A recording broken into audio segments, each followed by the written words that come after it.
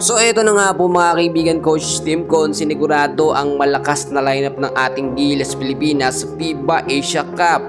At Kai Sotto, eto na ang kanyang muling pagbabalik. Makakapaglaro na sa Gilas Pilipinas. Well, kung bago ka lang sa ating channel, please huwag mo munang kakalimutan na mag-like and subscribe. Maraming salamat po. Unahin na muna natin mga kaibigan ang magandang balita dito nga po kay Kai Sotto. Nito lamang mga kaibigan, pumirma na ng kontrata o muling pumirma ng kontrata etong ating pambato na si Kai Sotto sa kupunan po ng Koshigaya Alpas for the season po ng 2025 hanggang 2026 ito sa Japan B-League season. At nakita nyo naman sa kabila ng kanyang ACL injury and pinapirma siya or binigyan siya ulit ng panibagong kontrata.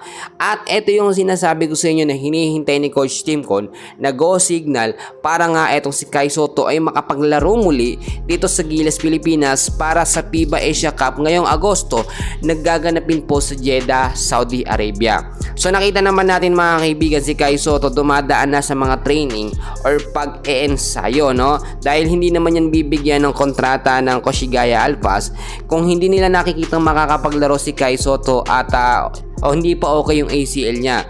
It means pwede na siya at physically fit na siya na maglaro muli sa basketball dito nga po sa Japan B-League.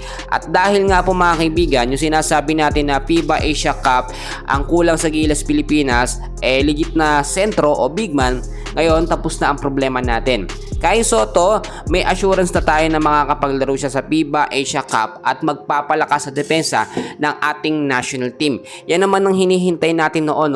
Kaya nga doon sa FIBA Asia Cup qualifiers, talagang sobrang hirap na hirap tayo kasi walang Kai Sotto. Bukod dun mga kaibigan sa sinasabi natin na kailangan natin ng malakas na depensa, yung mga shooting guard natin ngayon available na. Tulad ni Jordan Heading na malaki ang may aambag sa mga puntos nga po ng Gilas Pilipinas. Pero ang tanong mga kaibigan, ito nga bang si Kai Sotto ay okay na? Mamaya kasi puwersahin niya, mapasama siya, lalo pang hindi makapaglaro. Upon checking pa rin po mga kaibigan sa mga update kay Kai Sotto, so far, hindi naman naging ganoon kalala yung kanya naging ACL injury.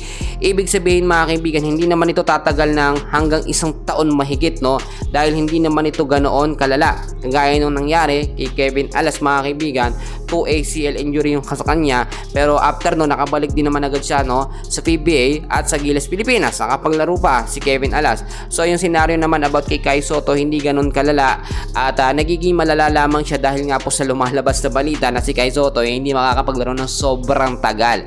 Inihintay natin ito at ilang buwan simula ngayon mga kaibigan ilang linggo simula ngayon magsisimula na rin ang pag-iensayo ng ating Gilas Pilipinas. Kung titignan nyo sa kagroup natin, hindi naman ganong kalakasan ang ating makakalaban. Manalo man tayo ng isa o dalawang panalo, ay siguradong pasok na tayo sa second round dito nga po sa FIBA Asia Cup. So abangan natin yung mga susunod na update mga idol, and please dyan lang kayo, huwag nyo kakalimutan na mag-like and subscribe. Maraming salamat po.